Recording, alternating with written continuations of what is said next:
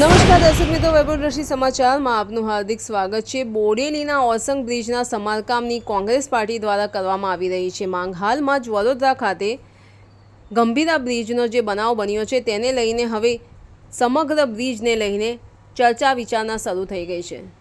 જે પણ બ્રિજો જર્જરિત હાલતમાં છે તે તમામ બ્રિજોને લઈને હવે લોકોમાં ભયનો માહોલ છવાઈ ગયો છે। તેવો જ માહોલ બોડેલીના ઓસંગ બ્રિજને લઈને પણ જોવા મળી રહ્યો છે। ઓસંગ બ્રિજની હાલત હાલમાં ખૂબ જ ખાસ્તા છે। ઓસંગ બ્રિજમાં જે મોટા મોટા ખાડા પડી ગયા છે તેને લઈને હવે લોકો પણ સમારકામની માંગણી ઉઠાવી રહ્યા છે। તેવામાં કોંગ્રેસ પાર્ટી પણ મેદાનમાં આવી છે અને કોંગ્રેસ પાર્ટીએ પણ વિરોધ પ્રદર્શન કરીને બોડેલીના ઓસંગ બ્રિજના સમારકામની માંગણી ઉઠાવી છે। આજ રોજ કોંગ્રેસ પાર્ટી ઓસંગ બ્રિજ પર પહોંચી હતી અને ત્યાં જઈને તેમને ભ્રષ્ટાચાર બંધ કરોના નારા લગાવ્યા હતા અને ઓસંગ બ્રિજના સમારકામની માંગ ઉઠાવી હતી। બોડેલીમાં પણ ગંભીરા બ્રિજ જેવો બનાવ ન બને તેને લઈને કોંગ્રેસ પાર્ટી દ્વારા સમારકામની માંગણી કરવામાં આવી છે।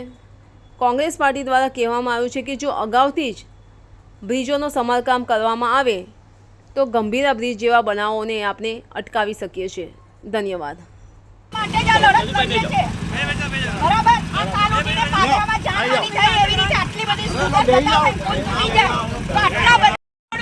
વિદ્યાર્થીઓ હોય, નોકરીએ જતા લોકો માટે ખેડૂતોના રોજગારની જીવન જિંદગી જીવવાના વ્યક્તિઓ બોડેલી ગામડામાંથી અવર જવર તો લાખો લોકોની જો રોજિંદા અવર જવર હોય તો આ બ્રિજને એ લોકો કેમ આટલી હલકાઈમાં લે છે?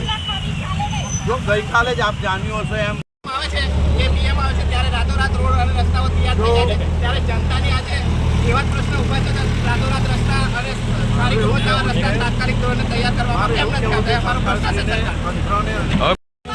ચાલુ પાણીની અંદર ડામરનું પુરાણ કરીને ખાડા પૂરે છે। આ રોડને ફાઉન્ડેશન લગાવે છે, ફાઉન્ડેશન પર બેકઅપ ના રહે। સરકાર હજુ બી મોટી દુર્ઘટનાની રાહ જોઈ રહી છે। જગાભાઈ, જે તે વિસ્તારના ધારાસભ્ય અને તંત્ર જવાબદાર રહેશે, કારણ કે તંત્રની ઊંઘ ઉડતી નથી। કલેક્ટરશ્રીની પણ જવાબદારી રહેશે। પાદરા પાસે જે પુલ તૂટ્યો છે એ રીતે અહીંયા કોઈનું ભોગ લેવાય એની સરકાર કે તંત્ર રાહ જોઈ રહી છે। એટલે અમે કલેક્ટરને શ્રીને કહેવા માંગીએ છીએ કે તમે જલ્દીથી જલ્દી નિરાકરણ લાવો, નહીં તો અમે રસ્તા રોકો આંદોલન અને મોટા પાયા પર બધાને ભેગા કરીને આંદોલન કરીશું। જે દુર્ઘટના થઈ છે એની અંદર 15 થી 16 લોકો મૃત્યુ પામ્યા છે। એ ખરેખર દુઃખદ છે। અમે આજે છોટાઉદેપુર જિલ્લા કોંગ્રેસ સમિતિ તરફથી છોટાઉદેપુર જિલ્લા કોંગ્રેસના પ્રેસિડન્ટ શશિકાંત રાઠવાની ટીમ, મોનાબેન, અમજદ પઠાણ, નટવરસિંહભાઈ બારિયા, અશ્વિનભાઈ તથા અમારી રાજારામભાઈ આખી ટીમ ભેગી થઈને એક પ્રદર્શન કરવા અમે આવ્યા છે કે ભાઈ આ જર્જરિત બ્રિજ છે જે ઓરસંગ નદીનો જે જીવાદોરી છે, જે સ્ટેચ્યુ ઓફ યુનિટી સુધી જાય છે, આ મેઇન રસ્તો છે। અમારે સરકારને એવી રજૂઆત છે કે જલ્દથી જલ્દ આ 50-60 વર્ષ જૂનો બ્રિજ છે, અહીં મોટા મોટા ખાડા પડી ગયા છે, અત્યારે બી તમે ઊભા રહ્યો છો, બ્રિજ જમ્પિંગ થાય છે। આ તો સરકાર હજુ ગંભીરા જેવો બ્રિજ છે જે દુર્ઘટના થઈ છે એવી બીજી બી કંઈક રાહ દેખી રહી છે સરકાર મોટી દુર્ઘટનાની। તો અમે સરકારને એવું કહેવા માગીએ કે શરમ કરો, ભ્રષ્ટાચાર બંધ કરો। અમારી માંગ છે કે જલ્દથી જલ્દ આ બાજુમાં બીજો એક બ્રિજ નવીન શરૂ થાય અને આ બ્રિજ ચાલુ ભારે વાહન પર પ્રતિબંધ બને એવી અમારી માગણી છે। હજુ બી આ બ્રિજ ઉપર તાનાશાહી એવી છે કે અહીં બી લોકો સરકાર એવી રાહ દેખે છે કે અહીં બી મોટી કોઈ દુર્ઘટના થાય તો અમારી વારંવાર કલેક્ટરશ્રીને રજૂઆત કરી છે, અમે લેખિત બી આપ્યું છે, તેમ છતાં બી આ તંત્રની ઊંઘ કેમ નથી ઉડતી? શું ગંભીરા બ્રિજ જેવો બનાવ બોડેલી ખાતે બી બને અને ઓરસંગની ધરાશય થાય એની રાહ જોઈ રહી છે સરકાર? અને હું કહું છું કે આરએનબી ડિપાર્ટમેન્ટ NHAIમાં ભણેલા ગણેલા ટોપ ક્લાસ અધિકારીઓ હોય છે, તો આપ જોઈ રહ્યા છો ત્યાં પાણીને અને ડામરને તો વેર, ડામરને અને પાણીને વેર હોય છે, તો આ ક્યાં સુધી ટકવાનું છે? તો અમારી તો માંગ એ છે કે આ લાલી લિપસ્ટિક બંધ કરે સરકાર અને આ ઓરસંગ બ્રિજની બાજુમાં એક નવીન બ્રિજની અમારી માંગણી છે।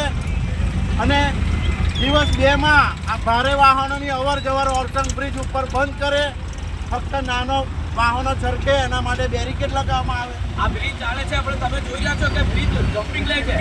આજ રોજ છોટાઉદેપુર કોંગ્રેસ સમિતિ દ્વારા અમે ઓરસંગ બ્રિજની મુલાકાતે આવ્યા હતા.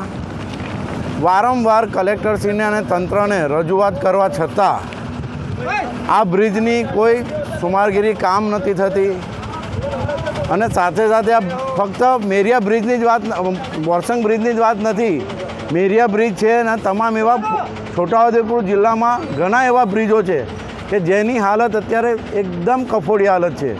અને જેમ કે આપ જાણો છો, ગઈકાલે જે ગંભીરા બ્રિજનો બનાવ બન્યો છે આણંદ અને બરોડાને જોડતો, એ બ્રિજ જેવી દુર્ઘટના છોટાઉદેપુર જિલ્લામાં ઓરસંગ નદી પર કે પછી મેરિયા બ્રિજ ઉપર ના બને. અને જો બને તો શું તંત્ર એની રાહ જોઈ રહી છે? અમારી માંગણી સરકાર અને તંત્ર પાસેથી એ છે કે આ બ્રિજોને મરમ્મત કરવાના બદલે એને લાલી લિપસ્ટિક બંધ કરે અને તાત્કાલિક ધોરણે સર્વે કરાવે. સર્વે કરીને આ જો યોગ્ય ના હોય લાગતો હોય બ્રિજ, તો એની રિપોર્ટના આધારે એક નવીન બ્રિજની અમારી માંગણી છે. અને જ્યાં સુધી નવીન બ્રિજ ના થાય તૈયાર, ત્યાં સુધી આ બ્રિજને બંને તરફ બેરિકેડ મારીને મોટા ભારે વાહનોની અવર જવર બંધ કરે. આગામી કાર્યક્રમ અમારો એ છે કે જેમ આપ જાણો છો તો આ બ્રિજોને, રસ્તાને, આરોગ્યને અને શિક્ષણને લઈને આ જિલ્લાની તમામ ગુજરાતમાં બહુ કફોડી હાલત ચાલી રહી. તો અમારું હવે આગામી દિવસોમાં સરકારને તંત્ર જો નહીં સુધરે ને કાને વાત નહીં લે તો અમે ઉગ્ર આંદોલન કરીશું. અમે અમારી પાર્ટી નહીં, અમે અમારી જિલ્લાની જાહેર જનતાને બી અમારી સાથે જોડીશું. બહુ અતિ ગંભીર પરિસ્થિતિમાં અમે લોકો અહીંયા ભેગા થઈ અને અમારા કોંગ્રેસના કાર્યકરો ભેગા થઈ અને આંદોલન કરવા આવ્યા છે. અહીં અમે રજૂઆત કરીએ છીએ કે આ પુલ 50 વર્ષનો છે. જો પેલો 40 વર્ષનો પુલ તૂટી જતો હોય તો આ 50 વર્ષ જૂનો પુલ છે અને એની મરમ્મત ખાલી ભ્રષ્ટાચાર બંધ કરો. બંધ કરો ભાઈ, બંધ કરો. ભ્રષ્ટાચાર બંધ કરો.